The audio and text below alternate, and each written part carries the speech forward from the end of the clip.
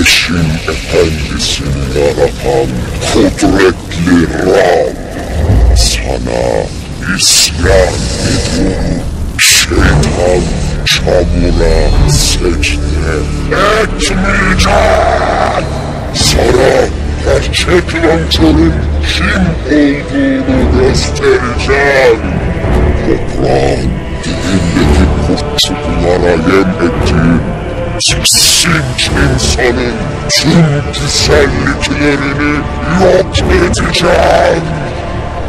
Üzerine yemin olsun ki Rab, onlara sağından solundan saldıracağım ve birbirlerine düşman edeceğim.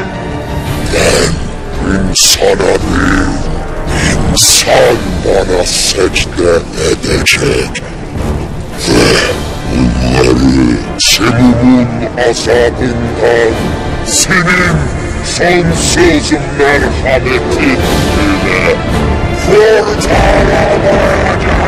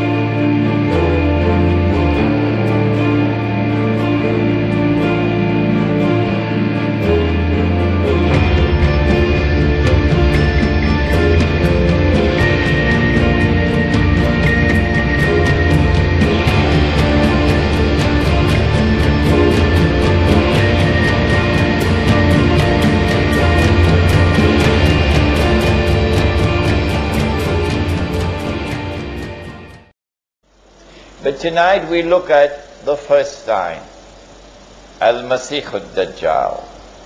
Let us begin with definition. Dajjal is a being, a wujud. Dajjal was created by Allah subhanahu wa ta'ala. He created him in His wisdom. And when Allah created Dajjal, Allah endowed Dajjal with awesome power, with awesome versatility.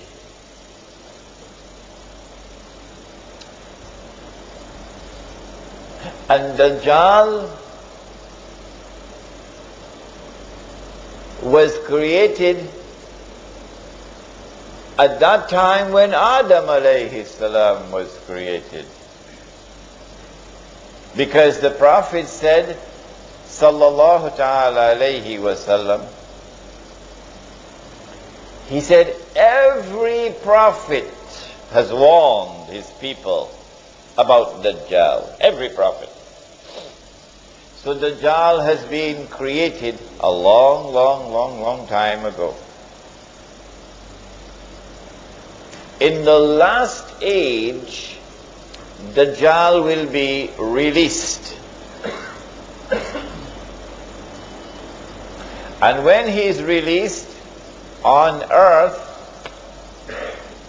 Dajjal will have a general mission and he will have a specific mission. His general mission is to test all of mankind, to test you, to see whether you have any faith at all. All those who fail his test are heading for the fire. His test will be an awesomely difficult test. So great will be the tests and trials to which mankind will be subjected by Dajjal, that the Prophet said, sallallahu ta'ala alayhi wa sallam, he said the greatest fitna means a test and a trial. He said the greatest fitna that mankind will experience from the time of Adam alayhi salam to the last day is the fitna of Dajjal. So don't play around with this subject. Be very serious with this subject. Dajjal will not only test all of mankind, and tonight we will look at some of the tests, but Dajjal has a specific mission. His mission is to impersonate Al-Masih and to get Banu Israel to believe that he is Al-Masih.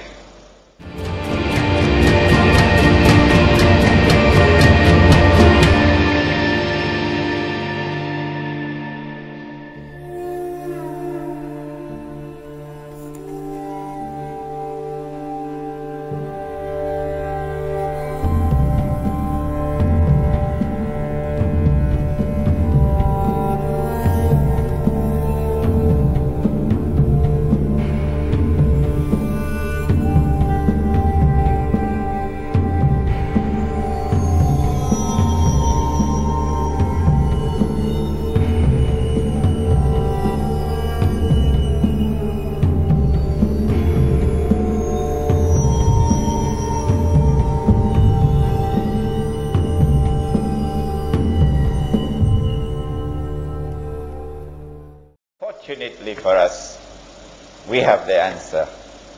And it is also in Sahih Muslim. It is known as the hadith of Tamim ad-Dari. Listen to it carefully now. Tamim ad-Dari was a Christian who took the Shahada, became a Muslim in Medina. He came to the Prophet ﷺ and narrated an experience which he had. The Prophet ﷺ, after the Salat in the masjid, asked the people, sit down, sit down. I have something to tell you. Tamim ad-Dari has come to me and told me something about Dajjal which confirms what I have been saying to you. So we know that what is contained in this story is true. What did Tamim ad-Dari experience? He said that he and some 40 of his companions went on board a ship. So you need water, eh? So they have to go in some place where you can travel with a ship, a sea or an ocean. And when they went on board the ship, a storm came, and the storm blew the ship for 40 days for a whole month, sorry, not 40 days. The storm blew the ship for a whole month before they reached land. Now, if you are on the western side of Arabia, which is Hijaz, and you get on board a ship, there are only two seas on which you can travel. One is the Mediterranean Sea, and the other is the Red Sea. what it is to.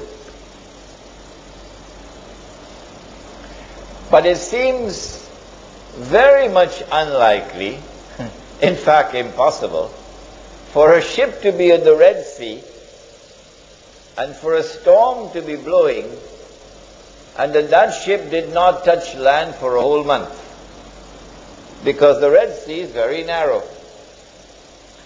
And so I have chosen to eliminate the Red Sea, and I have chosen to remain with only the Mediterranean Sea. After they reached land, then they got off the ship onto a boat and they went, and it was an island.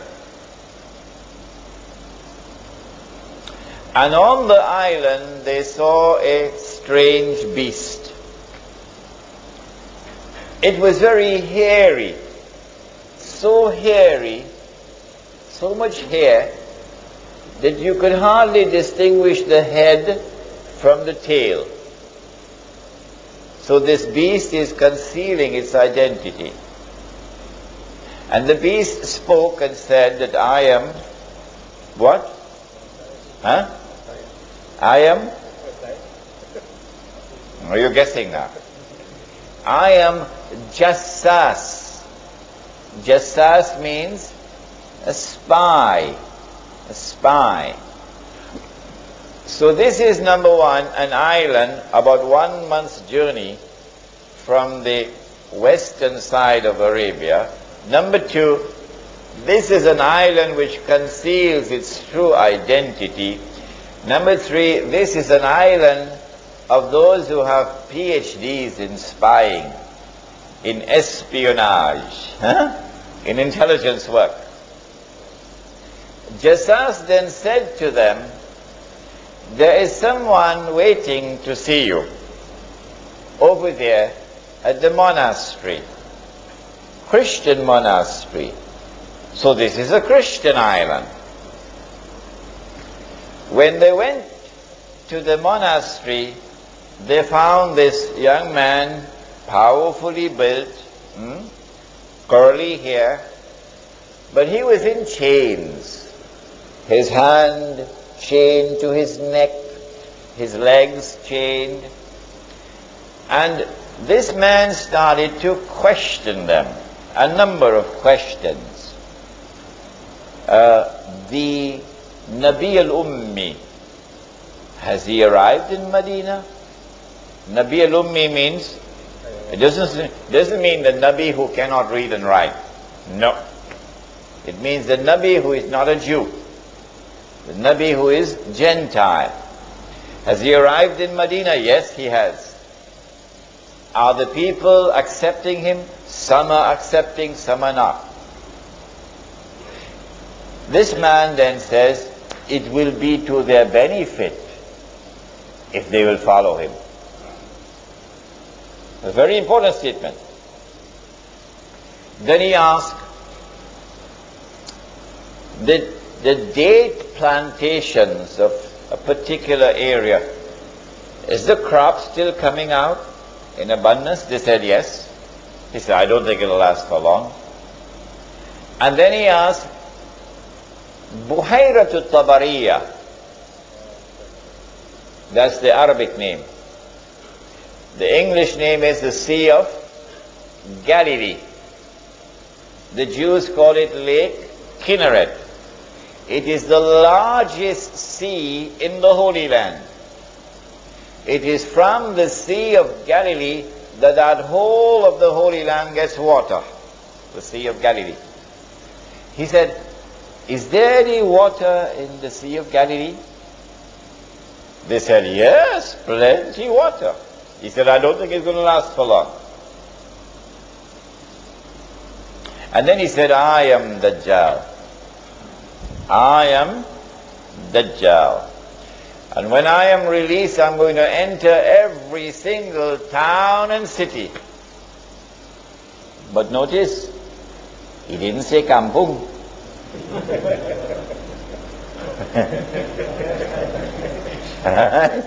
He said, when I am released, I'm going to enter every town and city, except Mecca and Medina.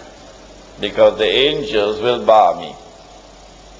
Which means at the time when Dajjal's day will be like our day, and he appears in the world as a human being, at that time he cannot enter Makkah and Medina, the angels will guard him.